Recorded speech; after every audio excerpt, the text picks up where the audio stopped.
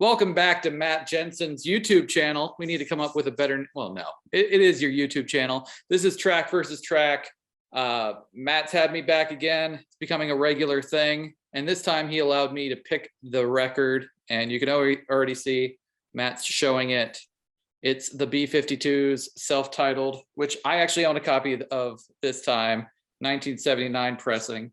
He's got a newer one and it on CD, and maybe it looks like you might have it on top of a couple other CDs you want to talk about later. So why I picked the B-52s, I do really like this record, but I wanted to have a female voice vocal, and I sent you a bunch of options. We're going to talk about them. That wasn't Linda McCartney.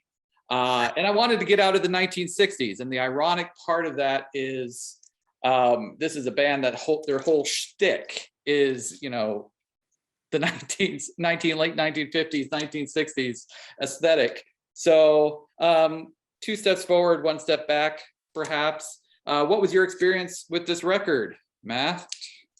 I think I first heard this debut by the B-52s. Gosh, it probably was about 15 years ago, maybe. Of course, knew the hits. I knew Rock Lobster. And then in terms of the B-52s, I knew some of their, later day singles and stuff, but that was the only song I'd ever heard prior to listening to this. And I think I'd only listened to this, honestly, up until a week ago, a handful of times. So I didn't really know any songs really that well. But, I big new wave fan, love Devo, Elvis Costello, Squeeze, so this kind of music is up my alley for sure. And it might be an acquired taste for some, but it really hits the sweet spot for me. So I had a lot of fun listening to this week. I did want to preface the episode with that the B-52s I don't know if they're an acquired taste, but you do have to be in the mood for it. And occasionally over the past week, I was definitely in the mood. And other times I was like, I can't do this right now. I'll have to listen to something else and then come back. And then when I'd come back, I was like, oh yeah, that is the sweet stuff. And a little goes a long way. This is a 9-album track. Great amount, perfect amount for it. I'll probably talk about my history with the B-52s in the course of the track, but long story short, I think I knew Love Shack, like a lot of people. I probably had heard Rock Lobster. My Private Idaho, I've probably heard like once or twice in my life up until a couple of years ago. This very record was in the shop. I put it on thinking it would be, a fun lark, and it hooked me, it got me, and now I am a fan of a couple other of the records. I'm going to start with my track number 9. I don't want to call it the bottom track. And this drove me crazy all day, Matt. My brain is telling me what track number 9 should be, but my heart is saying something else. And unfortunately, the track that I have at number 9 is the one that's been in my head all day. So I keep wanting to edge it up, but I'm not going to. It's Lava, which is the start of side 2. It's a guitar-driven track. It does have Fred Schneider and I believe Kate Pierce. There's 2 girls, and I can't really tell their name, their voices apart too much. Going back and forth. It's a good rocking song, but if I'm going to be honest, it's the one I go to the least. That's my number 9. The one I think is going to be your number 9, it's probably should be my number 9, is the last track on the album, the cover of Downtown. And you might have you're raising your eyebrows. The problem is, it's just like a tossed off cover. It's kind of like they're half-assing it, but I kind of like how it's half-assed. Lava is a better song. It's a good rocker, and Downtown, it just kind of just fits their whole thing a little bit. And it's got kind of the party noises in the background. So it just felt like a good way to end the album. I think this album is good with sequencing at only 9 tracks. I think each position has sort of a purpose to it. But I'm curious, you're giving me a pretty good poker face. I want to know what your bottom 2 tracks are now. Well, bottom 1. Sorry for the cock of my eyebrow there, because that might have just been a ruse. My least favorite, and by a frickin' mile, by a solar system away, is Downtown. I love every song. I shouldn't say love. I either love or really like every song off this album. I can't stand that cover. I see. Here's the thing, though. I love the song. Yeah, it's a great song. Yeah. Petula Clark, one of the British. I mean, that's Petula Clark and like Dusty Springfield and stuff get kind of thrown, and Lulu get thrown into the whole British invasion thing, But that song's not very. When you think of British invasion, you think of like Satisfaction and I Want to Hold Your Hand and stuff like that. Obviously, nothing like that, but just kind of a contemporary of those songs. And it's always been like, I don't know if it's considered like a guilty pleasure to like the original version of that, but it's just like saccharine pop goodness. I just love it so much. And this lo-fi, annoying singing, just like, it almost reminds me of like the Shags. Are you familiar with the album The Shags? Philosophy? I think I've heard of it, but I've not listened to it. No. Like three teenage girls that perform songs terribly, and like just the way this is. And here's the thing, man. I did a little bit of looking up what people's opinions on songs were for this album. I try not to have that influence my personal opinions, but a lot of people love this. Like they called this a highlight of the album, and I was like, I'm missing something here. I listened to this song, Jacob, more than any other song. I probably listened to this song 30 times, and every time I like went in with like good intentions of wanting to like it, but I just at the end of the day I was like, this song sucks. And going forward, I plan on playing this album a lot because I really like felt like I discovered like a gem that I've had in my collection for a long time. But I'm gonna skip that song. I'm never listening to that song again. It's at the end for a reason, and I part of me feels like was a contractual, maybe a contractual. You need to have at least 9 tracks on this. I don't know, but it kind of is a little punk. Like one of the things I come back to with the B-52s is they're a lot more punk than people would think them for. They're not singing about anarchy or anything like that or overthrowing the government, but musically and just in the way they vocalize a lot of, especially Kate Pearson, the way she like gets that acid in her voice, like a punk rock singer, which I'll get to with a later track. Certainly, I am curious what, like, if we get past what the obvious one is, what's your next bottom one?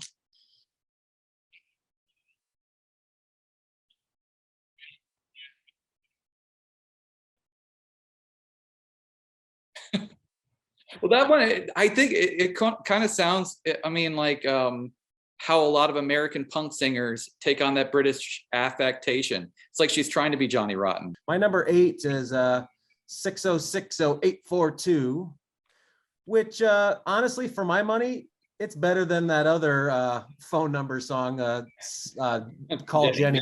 I mean, it's the same idea. Obviously, this came out before that, though. I think that Tommy Two-Tone song was sometime in the early 80s, but I like it. It's, it just doesn't really bring anything new to the table. It's, it's Schneider's goofy voice talking thing. And it's definitely like a later album cut. It's the I've talked about this, I think, in every episode, the penultimate track. I have no problem with it, though. I would say it's on like the 3.5 stars out of 5 for me. I do enjoy it, but it's less for me than some of the other ones. So I have it higher. My number 7 is 52 Girls, which is the second track of the album. And I've talked about sequencing on the album. The first song is Planet Claire, and we only hear Fred Schneider. So if you had no idea about the B-52s, maybe you saw the cover and you thought maybe they're like background dancers or something. And then you hear it, okay, it's going to be this guy. And then 52 Girls comes in and it's them singing, I think they sing harmony the entire song.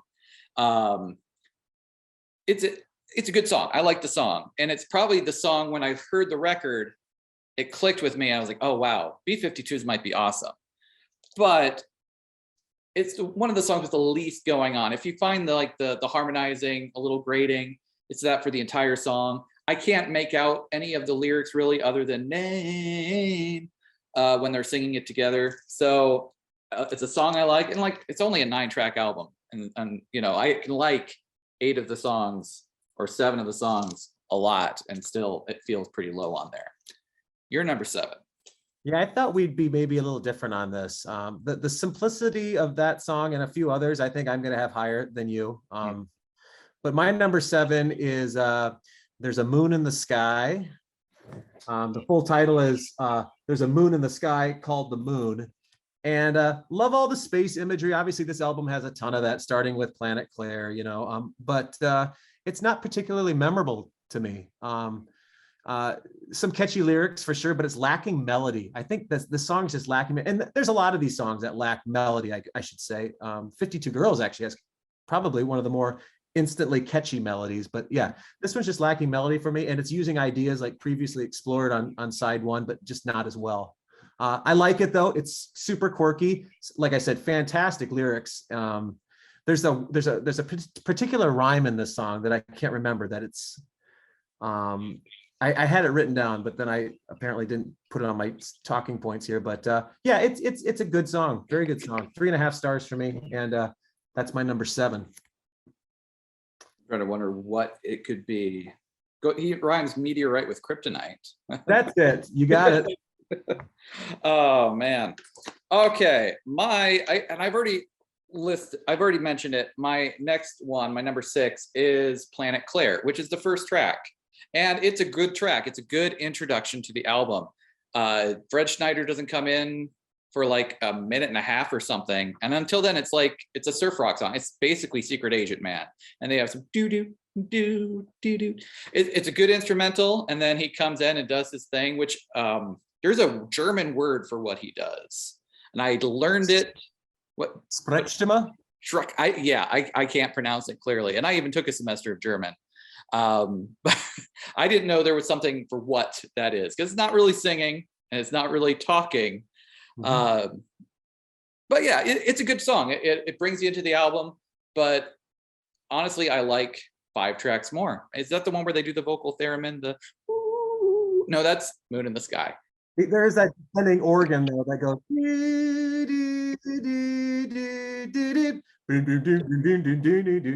That organ tone, I think it's Farfisa. It's either Farfisa or a Vox Continental, but it's like what Elvis Costello's keyboardist plays, and it's not the normal like Hammond B3 rock organ sound that we associate. So it has kind of a theremin-y sound because the tremolo or the pitch really kind of the vibrato really kind of makes it sound a little bit more like a theremin. But yeah, it is my turn. And you know what? I'm glad that you haven't said, so I'm going to break this song because this one hasn't been talked about yet. And I'm really glad that you obviously like it better than me even, because I think this is the most maligned song on the album based on a little bit of research that I did. I think it's great. I don't know why anybody has a problem with it. Hero Worship is my number 6. And you know, what I have written down here is it reminds me of 52 Girls, but in my opinion, it's a lesser version of 52 Girls. But this one has singular vocals, whereas 52 Girls, harmonizes throughout. So no harmony really to speak of in this song. It's super punky. I think this is one of the more punky ones. Upbeat. I put very go-go-ish. I know that was an album that we were considering. For whatever reason, at parts, it really reminds me of the Go-Go's. It's a guitar-driven song. I'm a keyboardist. But I like how it breaks up the flow of the album. This one kind of moves towards, less of the spacey science fiction-y keyboardy sound and more just straight ahead rocks. And I really do like this song. But obviously I like a few more better, but 6 is Hero Worship for me. Hero Worship's my number 5. So when I was pitching albums to you to do, and I pretty much just went to the H section of and I pulled out hey, wow, about the Go-Go's. And then I had Hole and I had PJ Harvey. And this song is so much a precedent for like that 90s Riot Girl stuff. It sounds like it could have been a whole track. Her vocals are as rock and roll as Courtney Love or PJ Harvey or Sharon O from the Yeah. It has a big Yes vibe to it. And yeah, she's screaming for most of it. It is a punk rock song. B-52s came out, they played CBGBs. They were part of the scene. And a lot of people just associate them with, Love Shack or their cameo in the Flintstones. Do you remember what they were called on the Flintstones? I don't. They were the BC-52s. Which is always funny to me when the Flintstones reference the existence of one Jesus Christ, be it in a Christmas episode or just by having BCs. Anyway, this is, if I needed to have an argument with anyone about the B-52's bona fides in the punk conversation, this is the track I would play. You should hear this. So clearly, I like it as well. What was your number 5? No, that's cool. My number 5 is Lava. You already mentioned that. Hot lava. That for whatever reason, that little refrain gets like that's like an earworm to me. And I didn't like it at first so much. I had it low, really low. Yeah. That one bumped up quite a bit. I think it's just a great side two opener. It's got a lot of energy. It's riff based. You got that cool call and response type vocals, which, in most of the songs, you get the call and response from Fred Schneider and the girls, Schneider and the girls. It grooves. I think, as I'm listening to it, I'm just bobbing my head. It is like, it epitomizes, I think, what this album is all about. It's not as hooky and it's not as catchy and it's not as clever. And that's why it's not higher. But I think it is kind of like the smorgasbord, little bits of every song is lava. And it like totally epitomizes the B-52 sound. And I find no fault in the song other than it's just not super memorable, but it kicks ass, it grooves. It is a good song. And I know it shouldn't be at my bottom. I don't know why. It just never hooked me for whatever reason, even though I say that hot lava part, or when he goes, turn on your love lava, that part gets in my head too, because it's such a weird turn of phrase. Speaking of songs that didn't initially hook me, and then over the course of this week, like not like a fungus, like you refer to the Love album, but just sort of grew and grew and grew on me, is Dance This Mess Around, which I initially had near the bottom of my list because I think it's too noodly at the beginning when she's just screaming, why won't you dance with me? And then I was like, once Fred comes in with Dance This Mess Around, I'm not going to do my impression. I'm sure you have one. That's pretty good. It's not very good. I was practicing it, but it's not good. It's not going to make it into this. Kill the hypocrite. What's the one I like? Do the shy tuda. Once he comes in, I really liked it, and then the more I listened to it, I like that beginning part too, because it is noodly and the lyrics are goofy. It's just like, why won't you dance with me? I'm not no Limburger. Yes. I'm just a Limburger girl. And then he comes in and I'm like, it's kind of awesome. And I tried to just let the album speak for itself, but when I was looking at other B-52, I was looking at their discography to see what I was missing or whatever. They have a best of called Dance This Mess Around. And then there's an import best of called 16 Dances. So I'm like, oh, it must be like one of their iconic songs. And then I looked, clicked on a link for the song and it mentioned how it was a fan favorite. I'm like, it must be great live. That must be the reason, because this was in the phase where I wasn't so much into it. And then I watched a live recording of it from 1983 that's on YouTube. And it's awesome. I'm a big Talking Heads fan too. And it has that Stop Making Sense vibe to it, because he comes out with this toy piano. It's like it's like a Mickey Mouse book he opens, and it's like a toy piano. And then of course there's a lot of dancing. I think we're at 4 for you.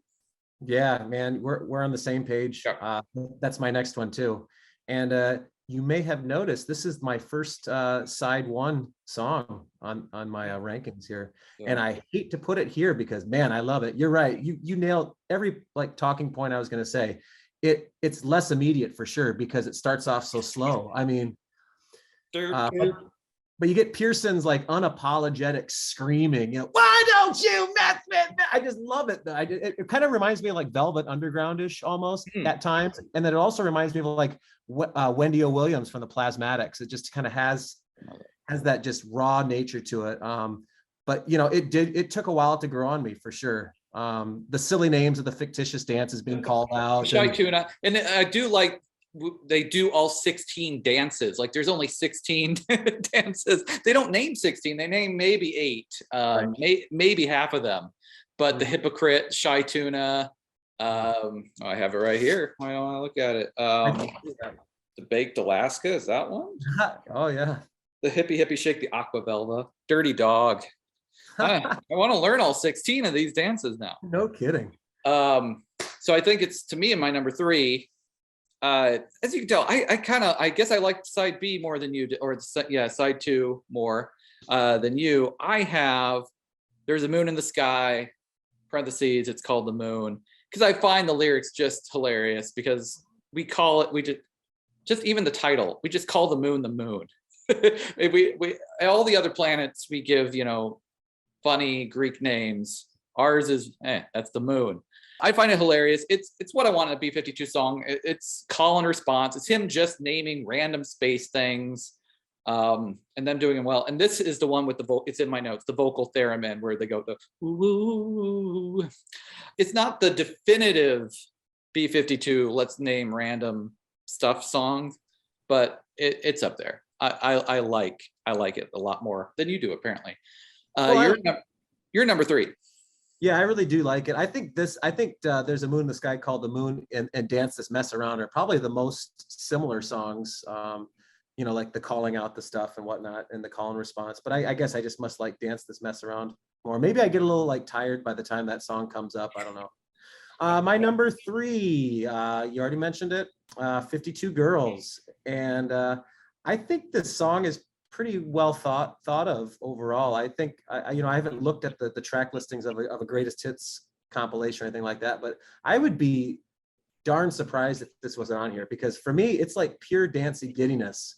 Kate Pearson and Cindy Wilson just seemingly bouncing around while hopped up on pixie sticks, and it's gleeful and they're calling out the names of fellow dancing females and they're very tease-like, and I love the chirpy organ that's playing behind them. And I love the harmonizing, hey, hey. And one of them descends in pitch while the other goes up in pitch on the cadences or the ends of the verses. I love that. It's not a super complicated song. It's definitely one of the more straightforward, straight ahead songs like Hero Worship. I just think there's more going on here. And yeah, this song makes me feel good. This would be a track if I were to just do assemble a playlist for going on a bike ride or something like that, just to kind of keep me pushing, keep those legs pedaling. I really like this song a lot, but I don't consider it necessarily high art like I do a lot of these songs, but I just think it hits the sweet spot for me.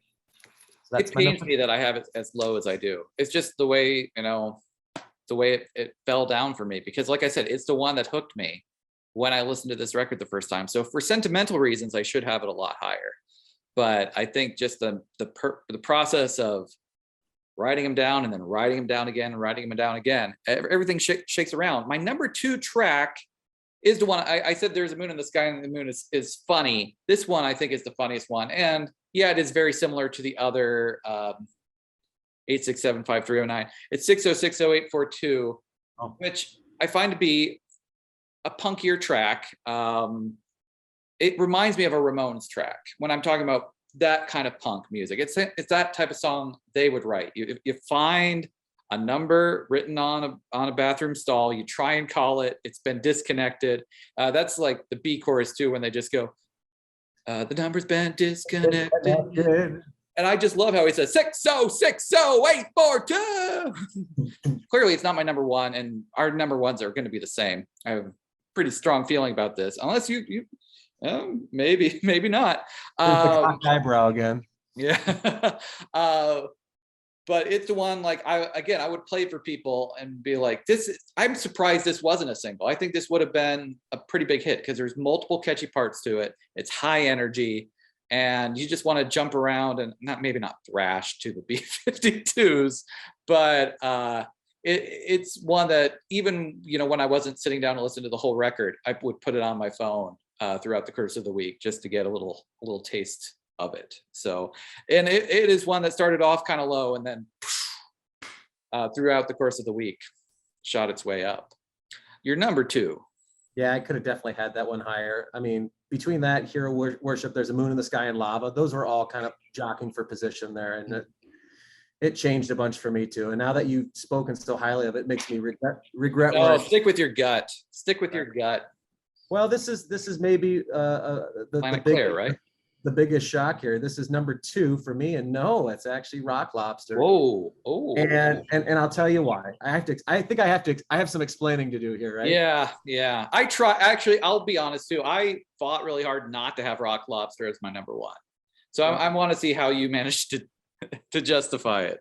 I mean, really, Rock Lobster is on Mount Rushmore for like new wave classics, right? I mean, it's unimpeachable, and it has claimed the right to be just based on the memorable guitar and keyboard parts right from the beginning, and the bass doom doom doom doom doom doom doom, but here's and you know, I'm going to let you go into the superlatives of why it kicks so much ass.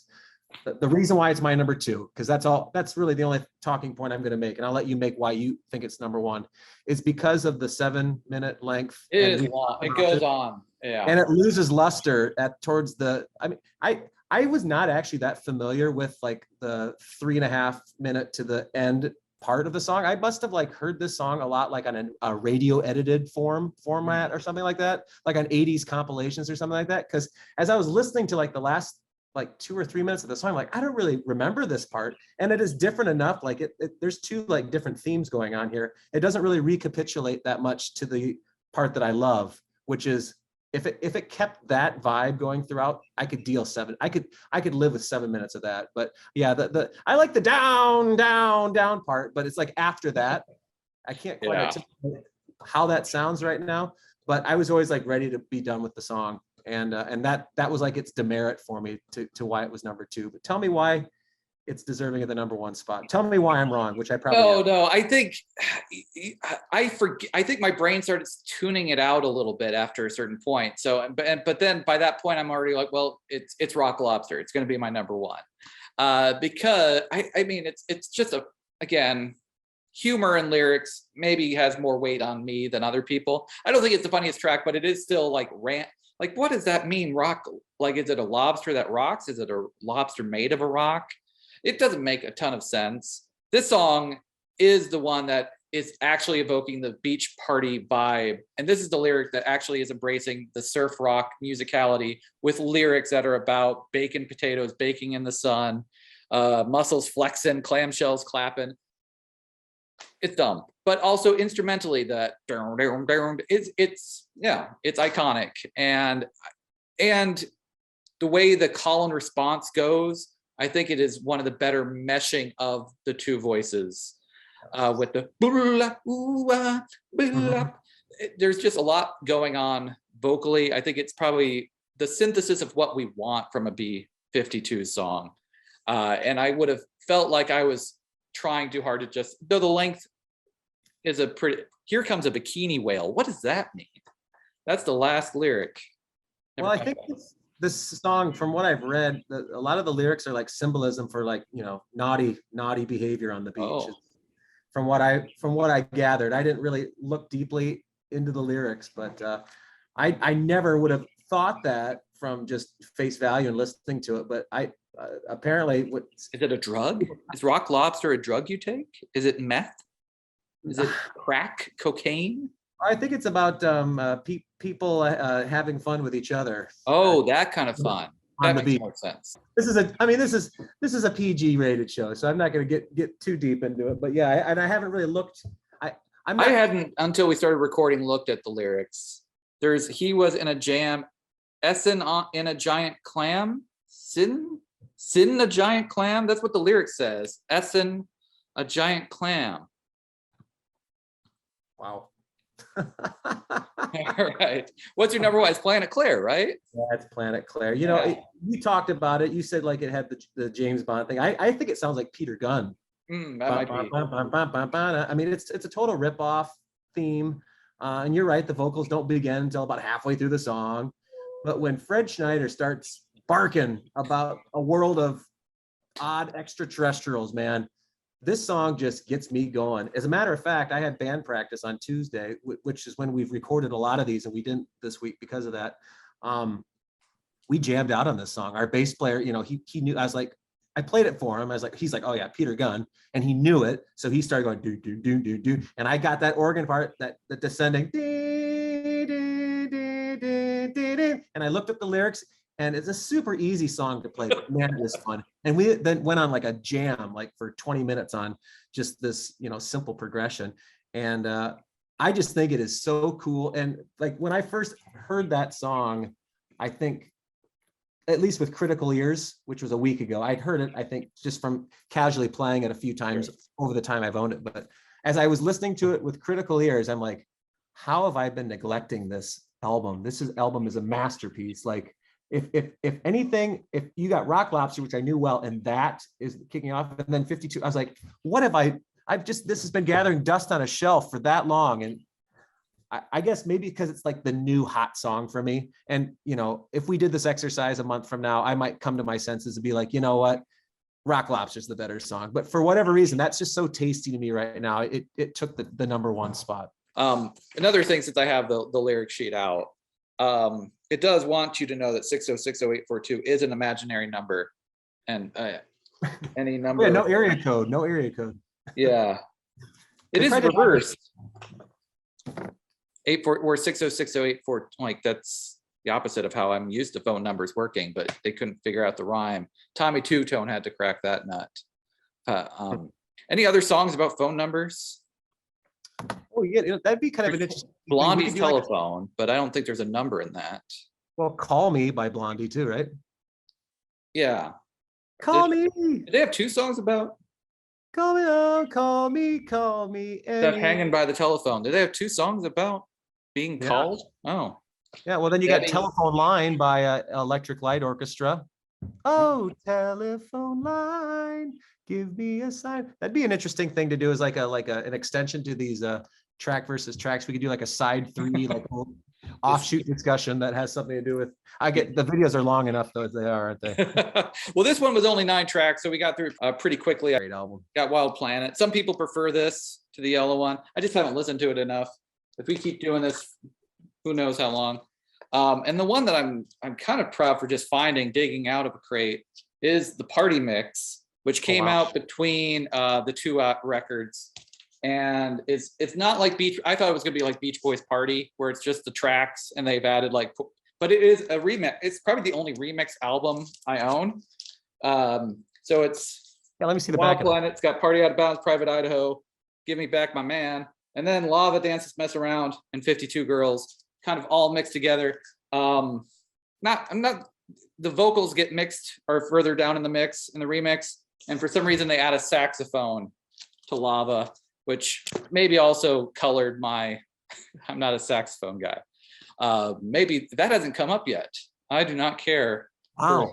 Some honkity honks added arbitrarily to a track. When we get to the Rolling Stones, that'll come up. If a song has a saxophone. Springsteen. Gonna get demerited. All right. I don't know what actually, I think I know what our next record's gonna be. We think we're gonna have a special guest. I've been teasing this for a few episodes. If not, we're gonna do it ourselves. So I paid money for the record, so it's not gonna go to waste. Until then, I'm Jacob. And I'm Matthew. And this was Track v Track. Dance this mess around, round, round.